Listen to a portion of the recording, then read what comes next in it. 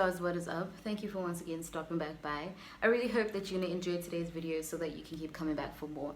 In today's video, as you can already tell by the title, we are going to be doing mistakes that I feel are the top mistakes that I've made, probably have been making for ever since I can remember, and that a lot of my peers are making. So if you are interested in performing or or if you are an aspiring actress, which I think you are definitely interested if you've clicked on this video, then please do watch this video till the end. Don't forget to like, to comment, and to subscribe, and let me plug. So the first mistake that we as young performers tend to make is that we don't know what kind of actors we want to become. You have to know what kind of actor you want to be. A lot of us just want to act. Like you know that you want to be an actress, you're certain, but you don't really know what kind of performer you would like to become. Therefore, you end up doing things that are unnecessary. You end up going for training that is unnecessary, for auditions that are unnecessary. You end up perfecting what is unnecessary for you because you want to be a different type of performer, actor.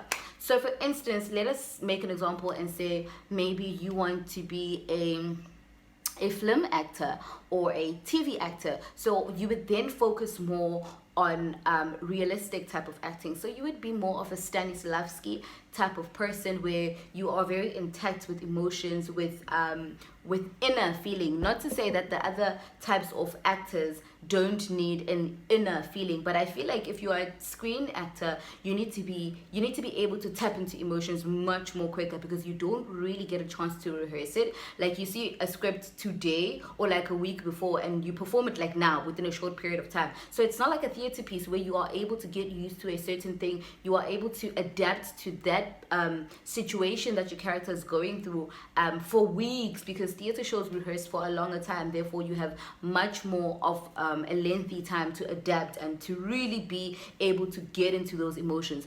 So if you want to be a screen actor, you'd obviously need to be much more quicker when it comes to emotions. Like you just need to get there in terms of emotions. If you want to be a comic actor, then obviously improvisation would be more of your thing. You would then get trained more in improvs. You would practice more improvs if you want to be a theater practitioner. So if you just say that, you know what, I want to act, but I just want to act in theater, then obviously you would look more into bigger performances. So your melodramas are your type of techniques that you would focus on. So it is so important to know what actor do you want to be. Or if you're like me, who says, you know what, I want to be both.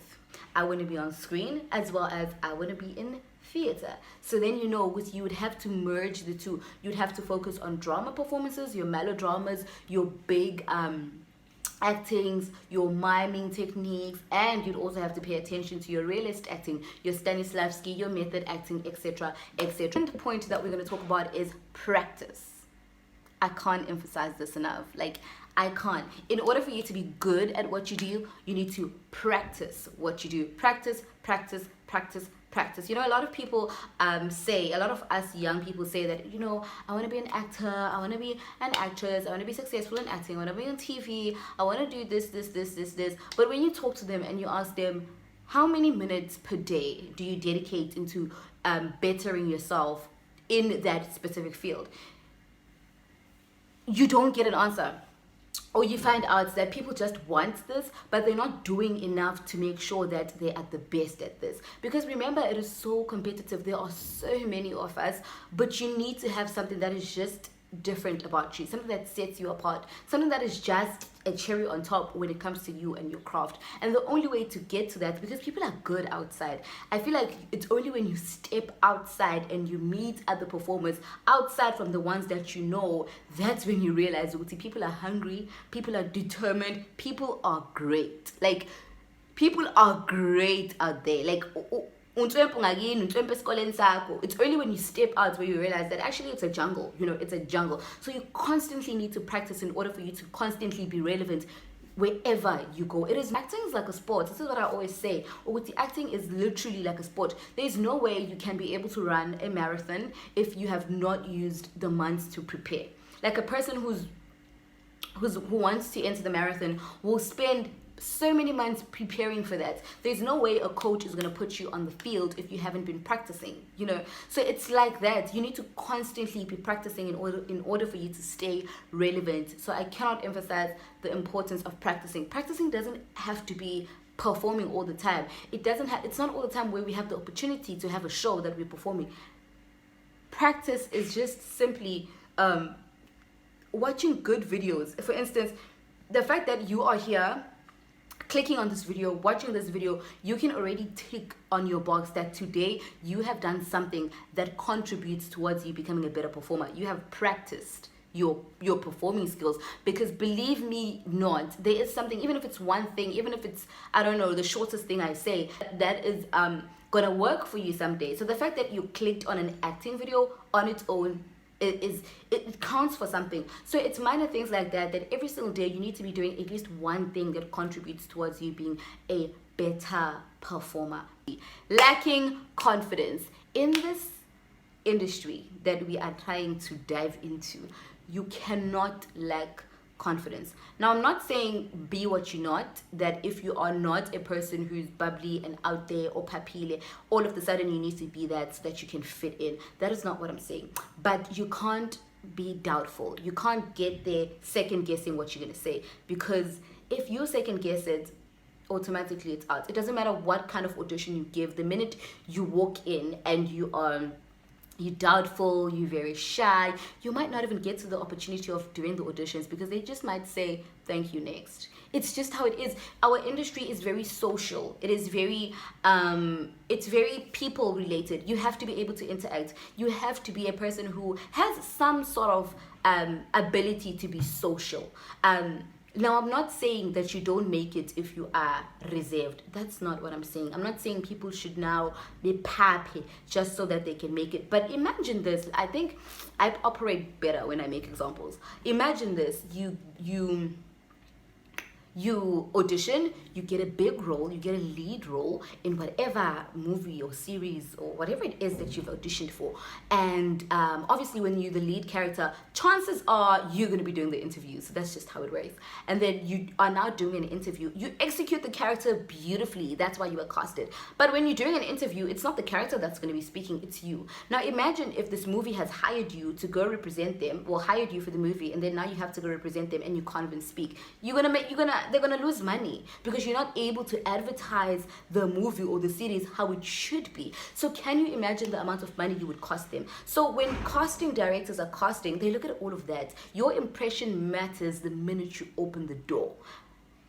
Before you even say your monologue, the way you carry yourself, the way when they ask you your name, are you confident enough? Are you not cocky, but are you firm? I feel like confidence is being firm. Like, I'm here, I know what I'm about to do. Ngila, you know, you have presence. You need to have an aura about you, some sort of presence that when you walk in, it is felt, it is seen. You can't be just a person that, you know, is amongst the crowd, because then it's a bit hard. And I always say, never look down on the people that we meet at auditions. If you are an artist, chances are you are. That's why you're in this video. That line in the audition, I carry those relationships that I make in that line so close to my heart, because you never know who you're speaking to. That person in the line with you for that job could be your next employer. So you need to be able to network. A lot of jobs are gotten by networking. You need to know the right people. You need to be at the right place at the right time. And you can't execute this fully if you cannot speak. If you're not confident, you're going to be unable to speak. So I don't know if... please be confident. Like, you have to be confident. Doubt out of the window. Not being sure out of the window. Arrive. When you enter a place, arrive at a place. No, this person has arrived. We are not adaptable as we should be. So every actor that I know, that I am one as well, our goal is to become versatile. So I've written everything down here just in case if you're wondering what this paper is. I've written all my content here so that I don't forget what I wanted to talk to you guys about. Excuse me. So the main aim as a performer is to be versatile. Versatility. You want to be that performer who can play anything that is thrown at them amazingly well. You know, That's part of the curriculum of how you judge a good actor. We cannot take that away with you. You need to be able to play a child, a gran, a soldier, a clown, a disabled person. Like, you just need to be able to play so many characters in order for you to always have a job. That's how it is. You just cannot be one-dimensional, especially when you are starting out.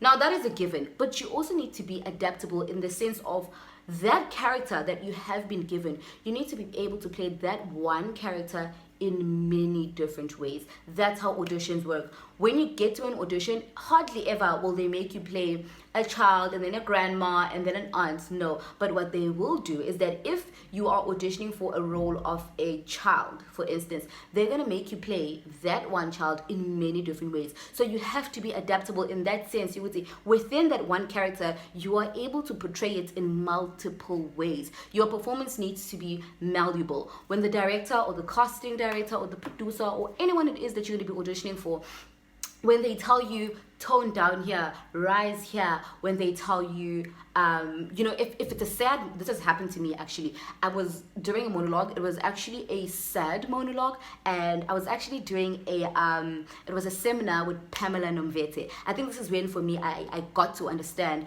the whole you need to be adaptable within the character. I was doing a monologue, and she said to me, it was a sad monologue, very, very sad monologue. No, it was a happy monologue, a very, very happy monologue. And she's like, that same monologue, but I want you to be broken in it. And can you imagine a happy monologue? So you're saying all these nice words, you're saying you're happy, and then you have to say the exact same words, but with a different emotions and with a different emotion. And that's exactly what being malleable within your performance is. Not taking away that you need to be able to play different characters. I'm not saying play one character and then play it in 5 different ways. No, that is just as important, which is what being malleable is, but it is also important to be able to play multiple different things. I hope you guys understand that. If you guys don't, drop it down below and I'll be more than happy to elaborate further or use, I don't know, but we'll find a way to make everyone understand. The next one that we're going to be talking about is so important. This is a mistake that you need to be able to think for yourself as an actor.